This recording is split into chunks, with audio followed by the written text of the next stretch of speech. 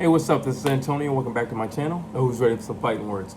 In this video, I want to talk about why Tszyu should take all his time and attention and focus on Terence Crawford instead of Charlo. Really quick, if you like the videos, please take the time right now, subscribe to the channel. Also, hit that thumbs up button because it does help support this channel. Now let's talk about this. So the reason why I feel like Tszyu should take his attention off of Charlo and focus on Terence Crawford is simple. I don't believe that Charlo, win, lose, or draw, is going to come out of the Canelo fight unscathed. I think he is going to get more banged up than, what he thought he would. And I think he will take some time. Not only that, I think he's going to get a really big check, and then he's going to get banged up. And of course, he's going to take some time. So that's just going to prolong a lot of things. But the reason why I feel like Tszyu should instead take his time and attention and focus on Terence Crawford is simple. One, Terence Crawford is already going to move up to 154 pounds. Check. Two, Terence Crawford needs to test himself with a true 154-pounder. Errol Spence is not a true 154-pounder. Yeah, he's a big guy. He's very big for welterweight, but he's not a true 154-pounder. I mean, the reality is he has it. This will be his first time fighting at that weight. Now, I also think the turnaround time between Terence Crawford fighting again after Errol Spence is going to be much quicker than Charlo after fighting Canelo Alvarez. And I'll tell you why. Well, let's see. When we looked at the first fight, because there was going to be a second fight, between Terence Crawford and Errol Spence, it was a one-sided pounding. Now, sure, you can make the argument that, Spence wasn't 100% because he was drained or whatever. However, Terence Crawford said that he was drained as well. Terence Crawford said it was hard for him to make the weight as well. So whatever was plaguing Errol Spence that night, it was also plaguing Terence Crawford. And Terence Crawford looked phenomenal. So that doesn't mean a whole lot to me. Also, strength, yes, it played a factor in the fight, but it didn't play a huge factor in the fight. Speed did play a huge factor in the fight. What am I saying? I think that Terence Crawford would dispense of Errol Spence even easier in the rematch than he did in the first time. Why? Because it wasn't power, well, I take that back. It wasn't strength or anything like that that beat Errol Spence. It wasn't the fact that he was supposedly depleted of any energy because he was, he was weight drained. I don't believe that as well. I think he just got outskilled. He got, outgunned. It was as simple as that. If Terence Crawford did that, and he was also depleted, in weight drain, imagine what he's going to do at 154 pounds when he doesn't have to cut that much weight. He's still going to have the speed factor. I believe he'll still be stronger than Errol Spence. I think he'll still have superior hand movement and hand placement and maneuvering Errol Spence. I don't think that's going to change. I think he's going to have superior firepower once again. I don't think that's going to change. I think he's going to be slicker. I think he's going to have better defense all over again. And therefore, I think he's going to dispatch Errol Spence even easier in the rematch than he did the first time. The first time I said it was round 8. It ended up being round 9. In a rematch, I'd probably give it around 6, maybe 7 if Terence isn't trying to push things. But I see him dispatching Errol Spence even easier. The first fight with Errol Spence, Terence Crawford came out without a scratch.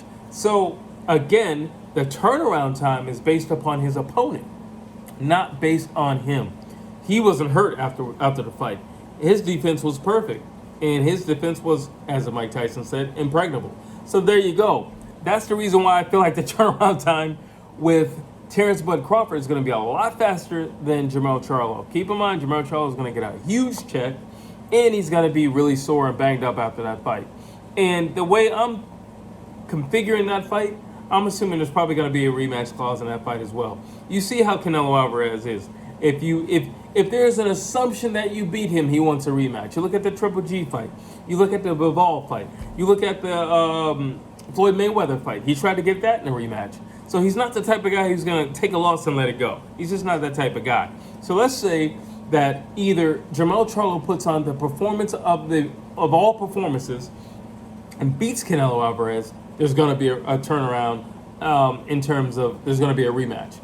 And let's say if Charlo puts on a good enough performance where there's an argument or the slightest of an argument that he was way more than competitive against Canelo Alvarez, there's going to be a rematch to that fight. So therefore, focusing on Jermell Charlo, in my personal opinion, is a waste of time for Tim Tszyu. I think he needs to focus on Terence Bud Crawford. I think he needs to be at that fight, and I think he needs to pick a fight with Terence Bud Crawford once he wins over Earl Spence Jr. Those are my thoughts. Now, the question is, how much pull does Tim Tszyu really have? Now, if this was Australia, no questions asked. He's a superstar over there. He's a rock star. But over here in the States, I don't know how much pull he really has.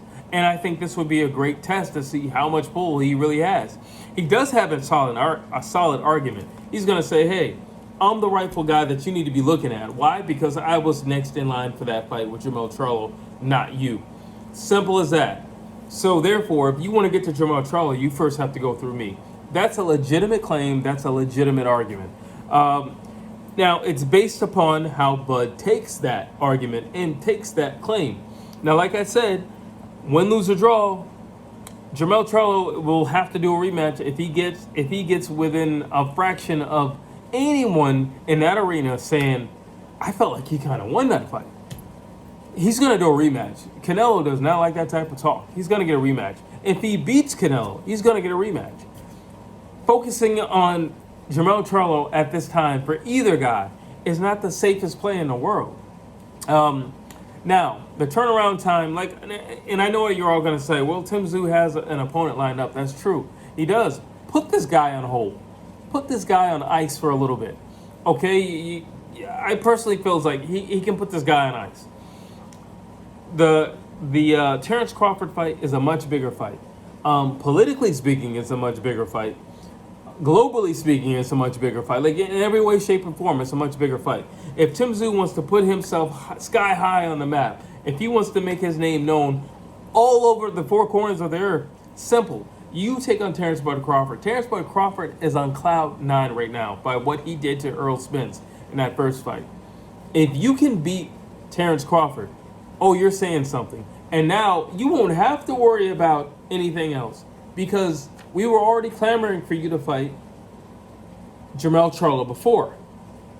What do you think is going to happen if you beat Terence Bud Crawford?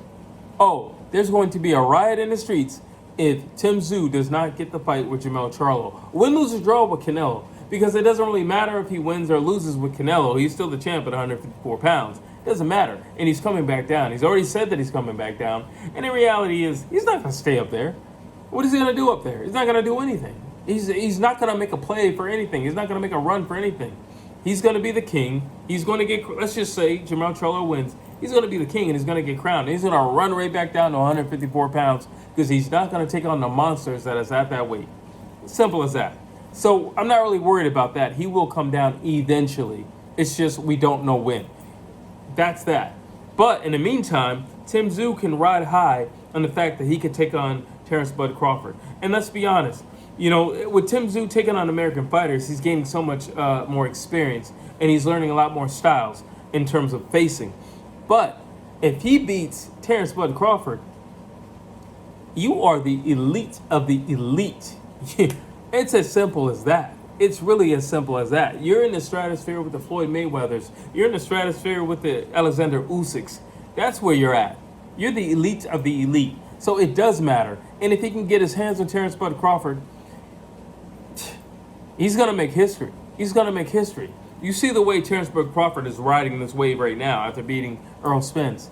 Imagine if Tim Tszyu comes over here to America and he whitewashes Terence Crawford and he just nails him to a wall. What do you think is going to happen? Tim Tszyu is automatically the man. He was already next in line for Jermell Charlo, and now he is cemented in line for next to face Jermell Charlo. It's as simple as that. But you tell me what you think. Those are my thoughts. Do you think it's a smart idea to basically postpone your up-and-coming fight if you're Tim Tszyu and focus all your time and attention and training on Terence Bud Crawford? Or do you think it's safer to take on this next opponent and wait for Jermell Charlo, not knowing exactly how long that may be? Drop your thoughts down below. I'd love to hear what you have to say. And as always, please like, please share, please subscribe to this channel.